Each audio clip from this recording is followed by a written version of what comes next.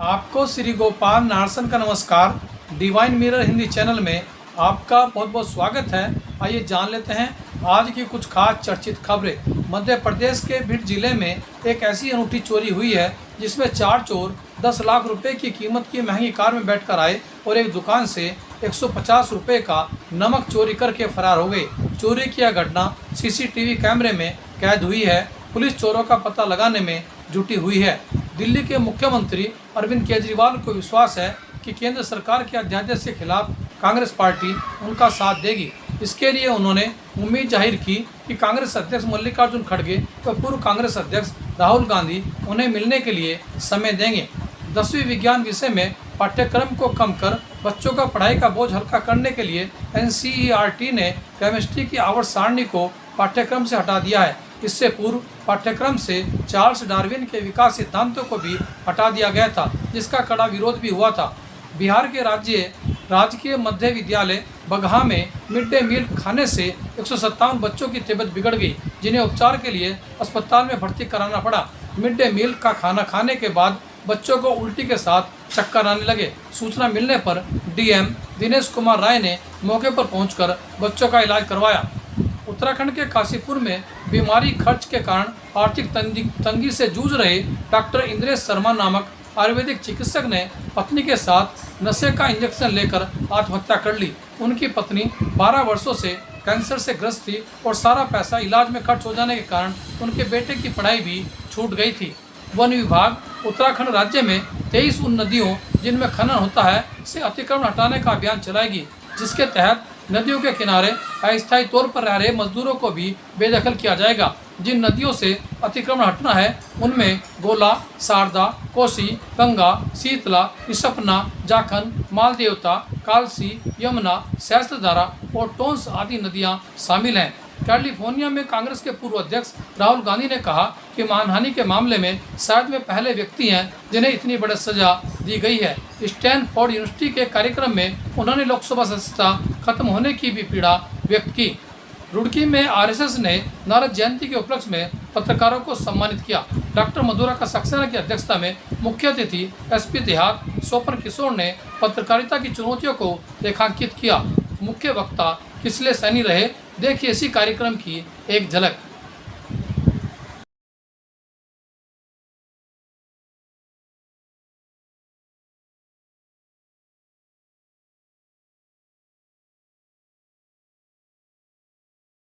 आज की इस कार्यक्रम की अध्यक्षता करने वाली हम सबकी परम आदरणीय, परम स्नेही, हम सबको अपना स्नेहा, दुलार, प्यार ऐसा हम सब वो समय समय पर अपना आशीर्वाद प्रदान करने वाली हम सबकी प्रेरणा स्रोत, देश की बड़ी कवित्री। हो सकता है आप सब लोग इस रूप में दीदी को न जानते हो। बहुत सारी पुस्तकें आपने लिखी हैं, बहुत सारी रचनाएं आपने की हैं। SD डिग्री कॉलेज जो अपने शहर का एक बहुत ही प्रसिद्ध और पुराना एक कॉलेज है, उसकी आप प्राचार्य रही हैं, समाज सेविका हैं। और रुड़की जो अल्ट्रासाउंड है, एक्सरे, वो आप ही का है।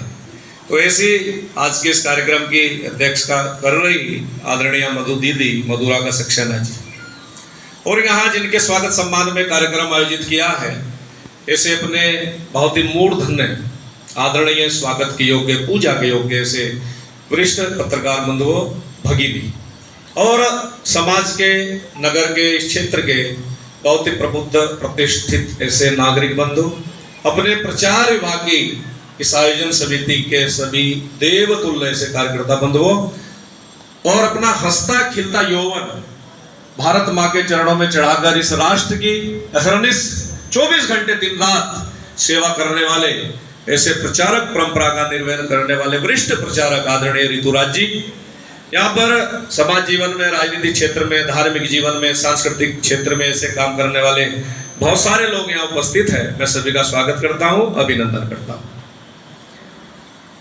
अभी थोड़ी देर पहले अपने वरिष्ठ पत्रकार, मेरे बड़े ग्रीज आदरणीय गोपाल नारसन जी ने यहाँ चर्चा की थी कि प्रतिवर्ष हम लोग इस कार्यक्रम का आयोजन करते हैं, और मुझे लगता है कि पिछले लगभग 12-13 वर्षों से यहाँ पर रुड़की शहर के अंदर नारद जयंती के उत्सव को हम लोग मनाते हैं।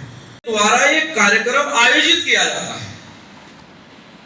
अब आपके मन में आता होगा कि भाई पत्रकार है, पत्रकारिता दिवस है तो पत्रकारों को ही करना चाहिए, और कौन करेगा।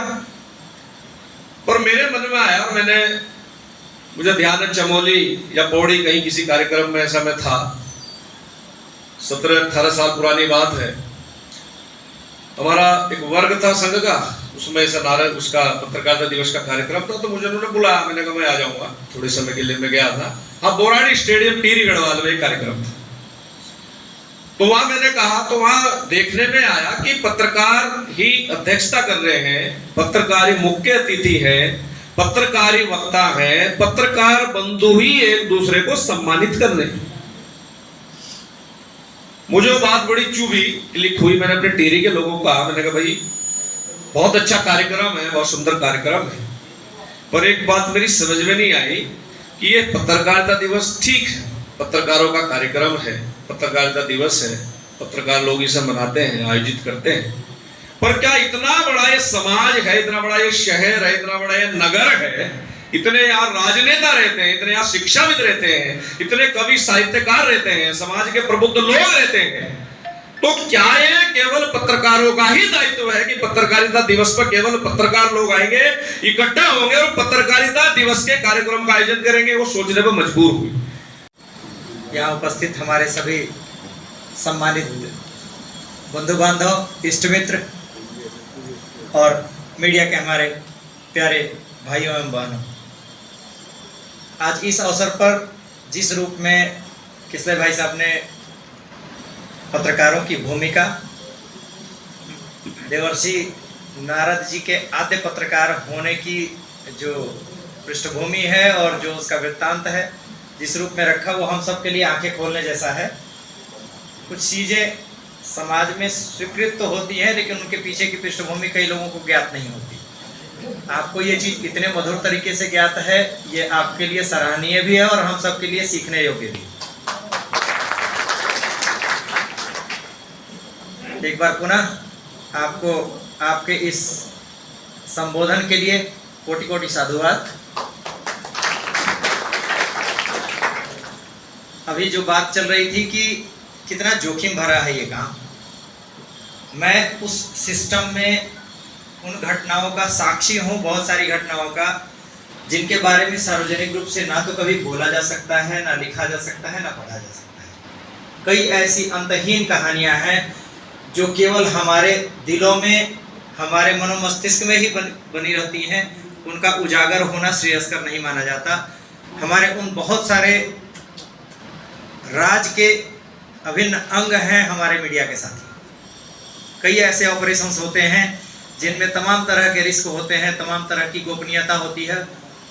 वो गोपनीयता हमारे कई मीडिया के साथियों को ज्ञात भी होती है, तब भी वो उद्घाटित नहीं करते। इसके लिए मैं दिल से इनकी सराहना करता हूँ, इनके सहयोग के लिए आभारी हूँ। क्यों? क्योंकि वो समाज के हित में अपनी भूमिका समझते हैं कि कुछ चीज़ों का गोपनीय रहना दूरगामी हित में है, समाज के हित में है, राष्ट्र के हित में है। ये अपनी उस भूमिका के साथ जिस तरह से न्याय करते हैं, इसके लिए ये बधाई के पात्र हैं। इनकी प्रशंसा, इनका सम्मान समाज के उस बड़ी भूमिका का सम्मान है जो बड़े जोखिम के साथ आती है। आपकी उस जोखिम लेने की प्रवृत्ति को और सच को उजागर करने के साहस को नमन है, बधाई है। एक और बात जो मैं आप लोगों के समक्ष जरूर शेयर करना चाहूँगा, कई बार ऐसा होता है, आप खुद भी देखे होंगे, अभी सोशल मीडिया के माध्यम से सब तक सारी खबरें पहुंच जाती हैं, कुछ भी शेष नहीं रहता। उस दौर में सबके परिवार होते हैं, सबके नाते रिश्तेदार होते हैं, जोखिम से सबको डर लगता है। स्वयं ना डरे लेकिन उसका परिवार कहीं ना कहीं आशंकाओं में जीता है। इनकी इस भूमिका के पीछे मेरुदंड के रूप में इनके परिवार की जो भूमिका होती है, उसके लिए एक बार जरूर तालियां बजाइए। हिडन पर्दे के पीछे रह के जो अवलंबन इनको परिवार देता है, उसकी भूमिका भी कम बड़ी नहीं होती। अभी प्रयागराज में एक जो घटना हुई थी, उसमें हमारे एक बड़े मीडिया के साथी को भी एक गोली, ये उसका सौभाग्य था, उनका सौभाग्य था कि वो केवल बाह को हल्का नुकसान पहुंचा के निकली, वो शरीर के किसी भी हिस्से में लग सकती है। उसकी कोई दशा और दिशा नहीं होती, कोई समय और मुहूर्त नहीं होता। जब गोली चलती है तो वो किसी को भी लग सकती है। ये जोखिम हमेशा है, बट इस जोखिम को जो लोग साहस के साथ वर्ण करते हैं उनको नमन है। बहुत बहुत बधाइयाँ, बहुत बहुत धन्यवाद पुनः। स्तंभ यहाँ बैठे मेरे सभी छोटे भाई, जहाँ तक मेरी नज़र जाती है आयु में मुझसे बड़ा कोई यहाँ पर बैठा नहीं है। अगले माह मैं 76 की हो जाऊंगी और आपको बता दूं कि अभी मैं उत्तराखंड को बैडमिंटन में रिप्रेजेंट कर रही हूँ और 2 पदक लेके आई हूँ। प्रतिदिन बैडमिंटन खेलती हूँ, अभ्यास करती हूँ और भारत की 75+ टीम को रिप्रेजेंट करने कोरिया जा रही हूँ सितंबर में।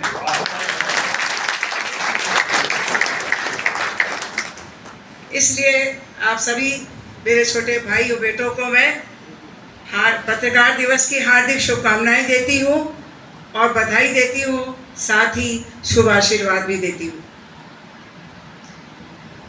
अकबर इलाहाबादी का एक बहुत पुराना शेर है, याद आ रहा है, शायद पूरा पढ़ पाऊँ। पत्रकार बंधुओं के लिए उन्होंने लिखा है कि खींचो न कमान न तेग निकालो, खींचो न कमानो न तेज निकालो, जब तोप मुखातिब हो तो अखबार निकालो।